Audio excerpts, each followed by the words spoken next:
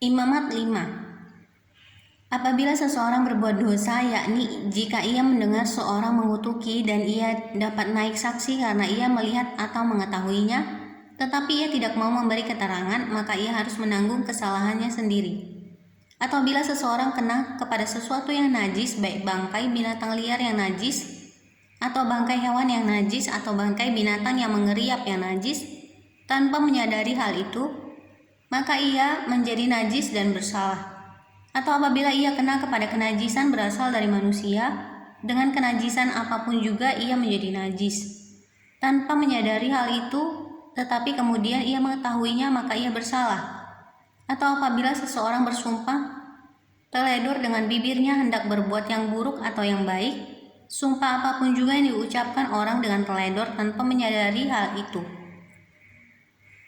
tetapi kemudian ia mengetahuinya, maka ia bersalah dalam salah satu perkara itu. Jadi apabila ia bersalah dalam salah satu perkara itu, haruslah ia mengakui dosa yang telah diperbuatnya itu, dan haruslah ia mempersembahkan kepada Tuhan sebagai tebusan salah karena dosa itu seekor betina dari domba atau kambing, menjadi korban penghapus dosa. Dengan demikian imam mengadakan pendamaian bagi orang itu karena dosanya.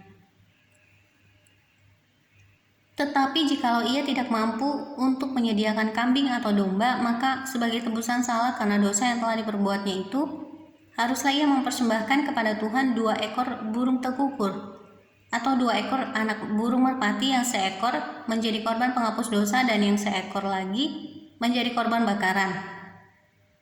Haruslah ia membawanya kepada imam, dan imam itu haruslah lebih dahulu mempersembahkan burung untuk korban penghapus dosa itu. Dan haruslah ia memulas kepalanya dan pada pangkal tengkuknya, tetapi tidak sampai terpisah. Sedikit dari darah korban penghapus dosa itu haruslah dipercikkannya ke dinding mezbah, tetapi darah selebihnya haruslah ditekan keluar pada bagian bawah mezbah. Itulah korban penghapus dosa. Yang kedua, haruslah diolahnya menjadi korban bakaran sesuai dengan peraturan. Dengan demikian imam mengadakan pendamaian bagi orang itu karena dosa yang telah diperbuatnya, sehingga ia menerima pengampunan. Tetapi jikalau ia tidak mampu menyediakan 2 ekor burung tekukur atau 2 ekor anak burung merpati, maka haruslah ia membawa sebagai persembahannya, karena dosanya itu 1/10 eva tepung yang terbaik menjadi korban penghapus dosa. Tidak boleh ditaruhnya minyak dan dibubuhnya kemenyan di atasnya, karena itulah korban penghapus dosa. Lalu haruslah itu dibawanya kepada imam, dan imam itu haruslah mengambil daripadanya segenggam sebagai bagian ingat-ingatannya, lalu membakarnya di atas mezbah di atas segala korban api-apian Tuhan. Itulah korban penghapus dosa. Dengan demikian imam mengadakan pendamaian bagi orang itu karena dosanya dalam salah satu perkara itu, sehingga ia menerima pengampunan. Selebihnya adalah bagian imam, sama seperti korban sajian. Korban penebus salah. Tuhan berfirman kepada Musa, apabila seseorang berubah setia dan tidak sengaja berbuat dosa dalam sesuatu hal kudus yang dipersembahkan kepada Tuhan, maka haruslah ia mempersembahkan kepada Tuhan sebagai tebusan salahnya seekor domba jantan yang tidak bercela dari kambing domba, dinilai menurut sikal perak, yakni menurut sikal kudus, menjadi korban penebus salah. Hal kudus yang menyebabkan orang itu berdosa haruslah dibayar gantinya dengan menambah 1/5 lalu menyerahkannya kepada imam.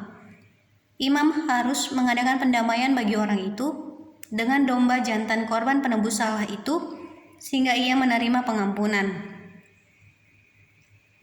Jikalau seseorang berbuat dosa dengan melakukan salah satu hal yang dilarang Tuhan tanpa mengetahuinya, maka ia bersalah dan harus menanggung kesalahannya sendiri. Haruslah ia membawa kepada imam seekor domba jantan yang tidak bercela dari kambing domba yang sudah dinilai sebagai korban penebus salah. Imam itu haruslah mengadakan pendamaian bagi orang itu karena perbuatan yang tidak disengajanya dan yang tidak diketahuinya itu, sehingga ia menerima pengampunan. Itulah korban penebus salah. Orang itu sungguh bersalah terhadap Tuhan.